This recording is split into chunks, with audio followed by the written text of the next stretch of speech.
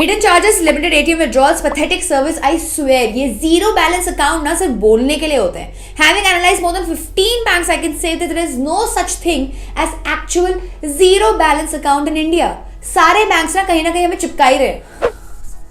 I'll tell you one crazy fact. India का सबसे बड़ा बैंक SBI ने पिछले 5 साल में 300 करोड़ से ज्यादा पैसे कमाए through these zero balance account via commission and charges. Exactly. Pause, rewind and here that again. 300 crore से ज्यादा पैसे कमाए हैं. यहाँ कुछ तो गड़बड़ है, जरूर कोई ना कोई गड़बड़. Although there is no perfect zero balance account, but there are some accounts which are better than the others. इस वीडियो में हम ऐसे 6 जीरो बैलेंस अकाउंट्स को 5 डिफरेंट कैटेगरीज में 5 डिफरेंट पैरामीटर्स में कंपेयर करेंगे. Interest rates, charges, deposits and withdrawals, value added services and customer service.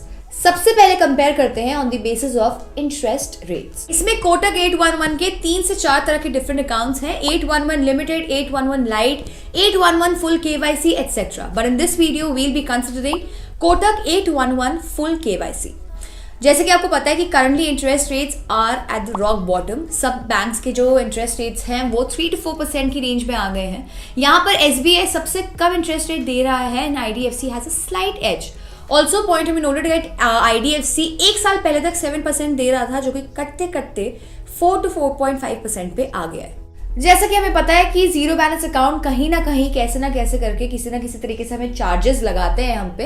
तो let's see कि ये टॉप 6 जो अकाउंट्स हैं ये कैसे कैसे चार्जेस लगाते हैं. इसमें हमने वही वाले चार्जेस कंसिडर करे हैं जो कि रेलेवेंट है फॉर द कॉमन कस्टमर, जैसे कि चेक बुक और DD जैसी चीजें आजकल लोग यूज नहीं करते. So we haven't included that in our comparison. जैसे कि आप देख रहे हैं सबका favourite Axis ASAP and Kotak 811 have maximum charges amongst all. जहां सब बैंक्स आपको लिमिटेड फ्री ATM ट्रांजैक्शंस दे रहा है, IDFC is offering unlimited free transactions. Charges में भी IDFC सबको आउट परफॉर्म कर रहा है. सो अभी तक IDFC has the highest interest rates and the lowest charges. अब बात करते हैं सारे बैंक अकाउंट्स की on the basis of deposits and withdrawals. इसमें amount is the maximum amount that you can keep in your bank.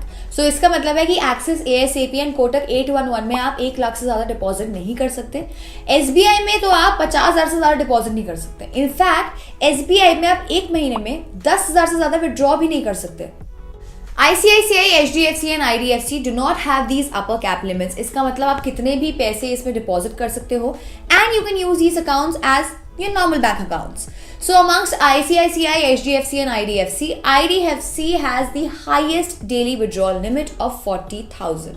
So as of now, IDFC First Pratham Savings Account is coming out to be really strong and is beating all the other banks in almost all the categories. अब देखते हैं सारे banks आपको क्या क्या value added services दे रहे हैं. Again वैसे तो काफी सारी सर्विसेज होती है, but we have only compared what we felt are the most important ones. First one is debit and credit card offers. इसमें we have given a rating out of 10. Since HDFC cards usually have the most offers both online and offline, we have given this account a rating of 9 out of 10. Both ICICI and SBI have decent offers. IDFC ने offers निकालने शुरू करे हैं, but it has a long way to go. Similarly, Kotak and Axis also have a lot of catching up to do. Next आता है auto sweep facility. This we think is the most important value added service.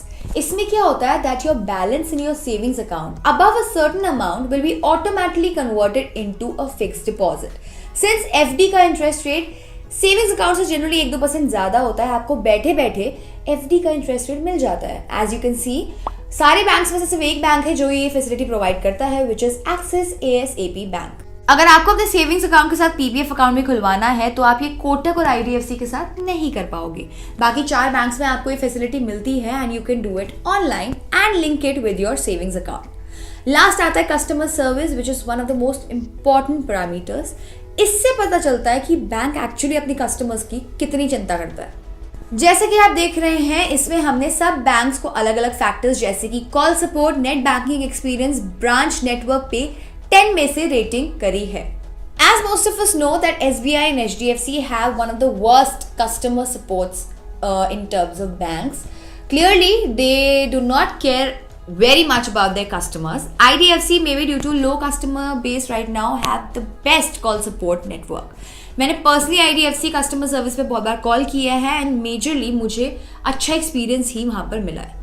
ICICI has one of the best net banking experience followed by Kotak and Axis. IDFC has a lot of catching up to do in this area as well. Even SBI has better net banking services and experiences than IDFC. Branch network में तो SBI and HDFC को कोई beat कर ही नहीं सकता. This rating is only on the number of branches these banks have and not on the basis of in how much time they solve your query. इसमें भी IDFC has a lot of catching up to do. So customer support वाली category में surprisingly ICICI has come out as the winner, closely followed by Axis and SBI. IDFC and HDFC are at the bottom. So as you can see कोई ऐसा एक bank तो नहीं है जो सारे पैरामीटर्स में अच्छा हो. So this is the reason why we would suggest you to go with 2 bank accounts. So our recommendation for top 2 zero balance bank accounts would be ICICI basic savings account and IDFC First Pratham savings account. A combination of both should fulfill all your needs. Let us know in the comment section if you have any doubts. Till then, be kifayati.